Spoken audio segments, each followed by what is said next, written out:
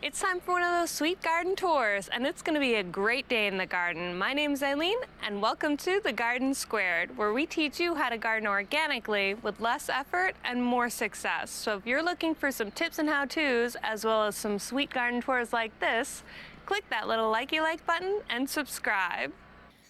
So this is our backyard, and I used a formal structure to kind of contain that cottage garden wild pollinator feel.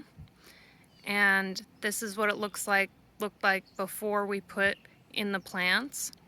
And what we did was I put 12 inches of leaves all over the grass to kill out the grass. We did that last fall. We let it sit over the winter, and then in the very early spring we covered all those leaves with about 2 inches of topsoil. And then I direct sowed into that. So in the right front quadrant, you can see the seedlings got burnt out from those 90-degree days in May. And I couldn't water enough. By the time I got home from work, they had kind of gotten burnt out. But the rest of the quadrants looked good. And I had kind of known that like bare patches were inevitable, so I had saved a bunch of seeds, and then this winter I'll just overseed, and next spring all of the quadrants will look good. But there is some stuff growing. Not as much as I'd like, because you want to get as much living root in the ground as possible, but that's okay, there's always next year. So this is what it looks like, and the formal structure of it, how it's divided into 4 quadrants, kind of gives it a more tidy look. And I love the winding pathways that go through each quadrant, and that all leads into the center, which is a really nice seating area for us. We spend a lot of time sitting in that center pergola. Along the edges are the vegetable beds. The back is a strawberry, blackberry, and raspberry bed.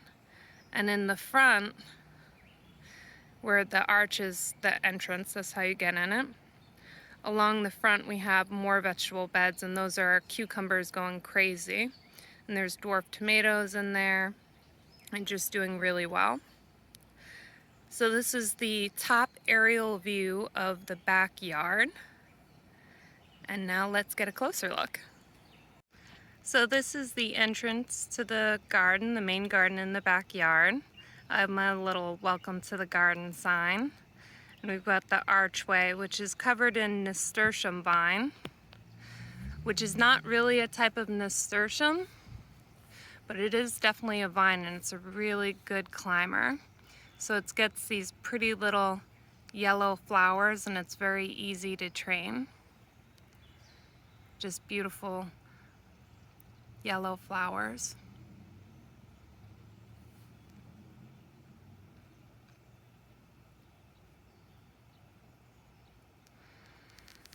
And then you can see the cucumbers climbing the fence, which is a really good trellis. And we're starting to get cucumbers already. I've seen some lantern flies on them, but for the most part I'd say they're doing okay. We had a crazy storm, so I'm actually really impressed by how well they did. And with cucumbers, the more you pick, the more you get, and they are just covered in flowers.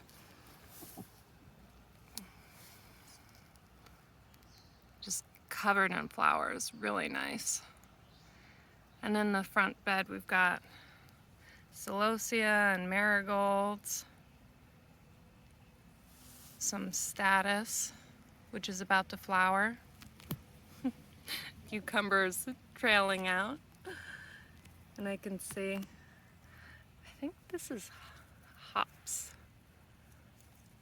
type of hops. Feels like a type of hops because it's kind of vining. Just take that out. And this is a great way to keep the garden tidy. Just every day, just do a 5-minute walk through and just pull any weeds you see, take care of any pests you see. This is the statice starting to bloom. And I had planted a mix. This one just happens to be white. So now as we enter the garden, you'll see my hose, which is how I was watering the seedlings.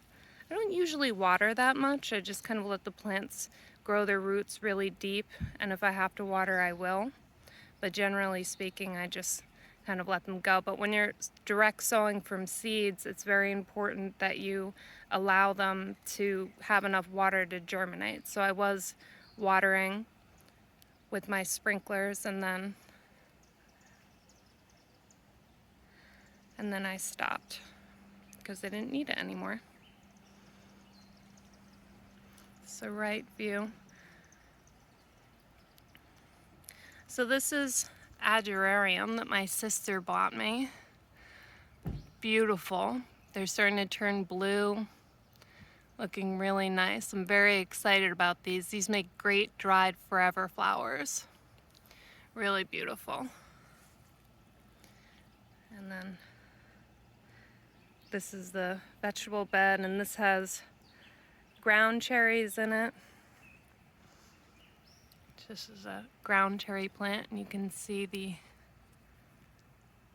little ground cherries starting to grow. I love these. They're so sweet. They taste so good. And the fun thing about this is that you let them fall from the plant, and that's how you know when they're ripe. And they really do kind of taste like cherries. They're really good.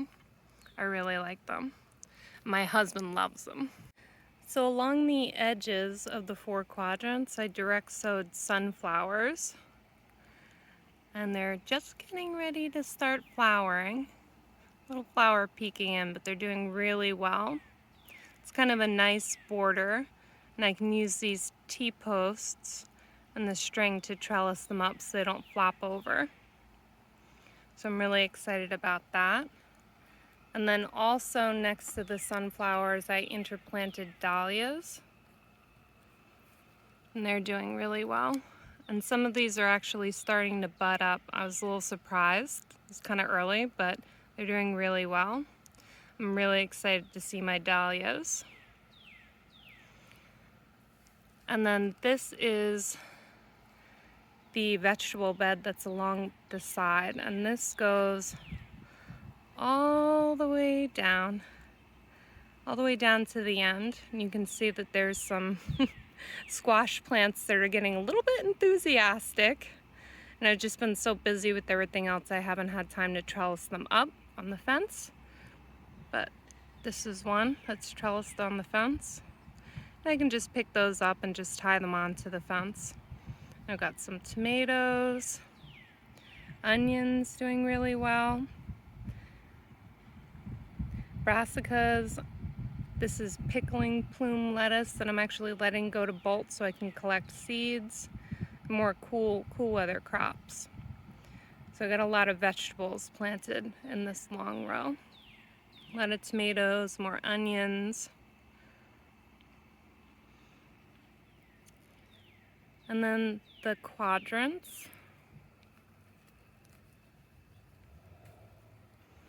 Starting to get some nice quick annuals.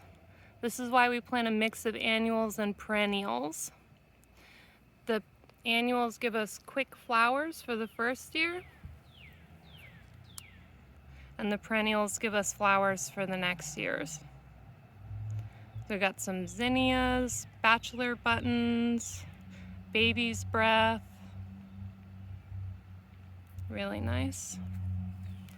Here's a cute little zinnia.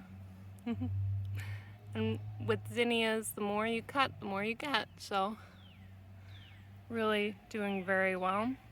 This is the curving wood chip path.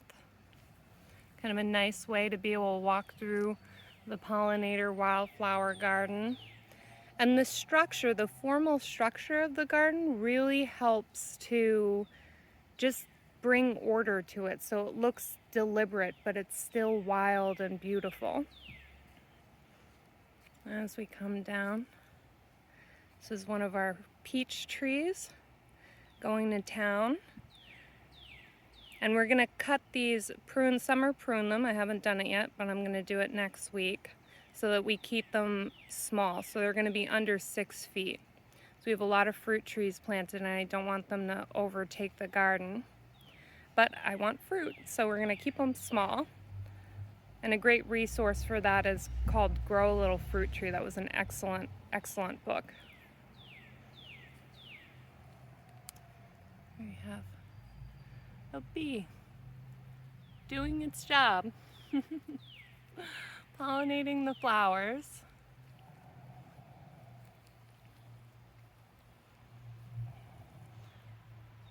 Cosmo's about to burst into bloom. I just love it because when I walk through here, it's just like there's so much diversity, and like through the seasons there's going to be different flowers that come, and it's going to be really just nice. Walking down nice wood chip path. This is a asparagus plant. This is where the old garden bed was, and the asparagus just grew right through the leaves and the topsoil.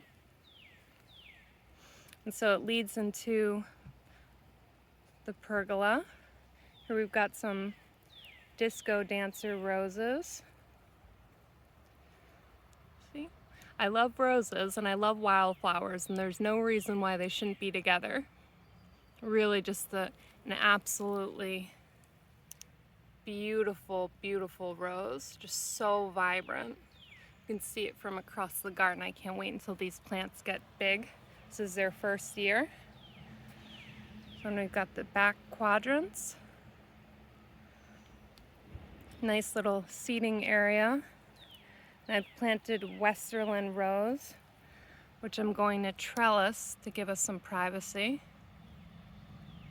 So this is its first year. The first year they sleep, the second year they creep, the third year they leap.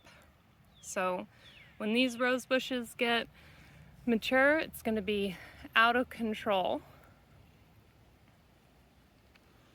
And here we have the boxes. So yesterday we had a crazy wicked storm, and it really knocked back all my peas, which was fine because the 90-degree weather has just been cooking them anyway, so they're kind of done.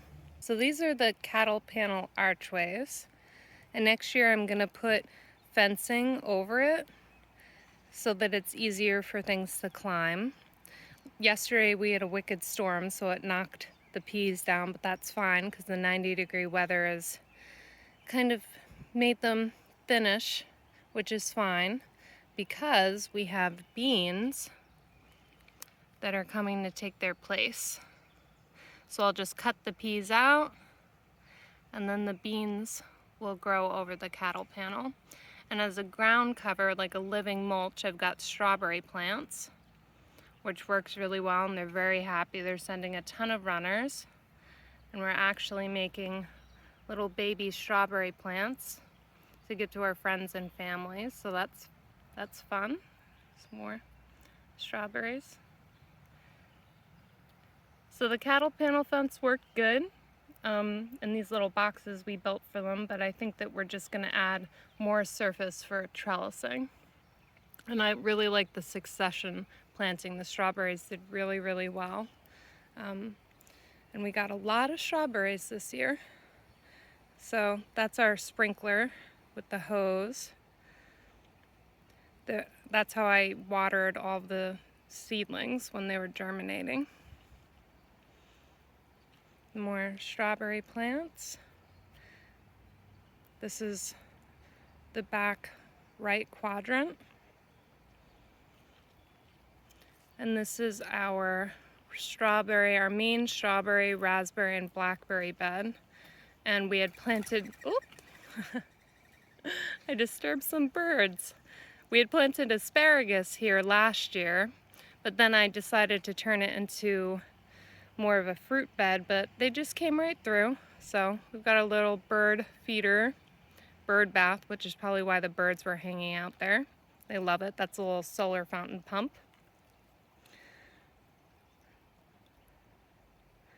So that's really fun. And this is all the first year. So everything you see here, with the exception of the asparagus, was planted this year. And here's actually an example of one of our dahlias that's budding up. It's getting ready. I didn't pinch this one off. It was too small when I was pinching off the other ones. So maybe that's why it's flowering a little bit earlier. But I'll just pick these flowers when they're ready to get picked, and then it'll give us more blooms. Yeah, they're doing really well. This is what asparagus looks like the first year. We just added onto this bed this spring. And that's what it looks like the second year. So it really has gone to town, and it got pretty floppy. So we had to tie it up, but just to give you a comparison of the size. Oh, this dahlia is really big. Yeah, I'm really excited about the sunflowers and the dahlias. It's going to give us a lot of later season color. Some of the sunflowers got knocked up, but the T-posts make it easy to do the Florida weave and trellis them up.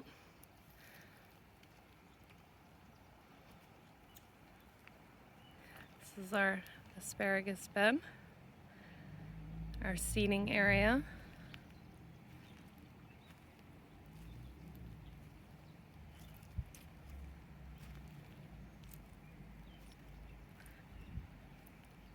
And we've got another vegetable bed. This is mostly tomatoes on the sunny side and peas on the other side. So when I take the peas down, which is going to be soon, then the tomatoes will have an easier time trellising them. We planted some onions, but they are just going to town. I'll prune them back a bit, tie them up once the peas are out of the way. But that was another really nice succession because the peas fix nitrogen, which the tomatoes love, and then the tomatoes shade the peas from the hot summer sun. So that worked out really well. This is the quadrant that had the least good germination, even though the germination was actually really good. The seedlings just got burnt out, but there's still plants there. Still flowers. Little apple tree. Keep it nice and short. So that brings us to the end of our garden tour. Thank you so much for watching. And if you got value out of this, or if you want to watch more videos like this, let me know in the comments below. And as always, click the little likey like button and subscribe. Thanks for watching and have a great day.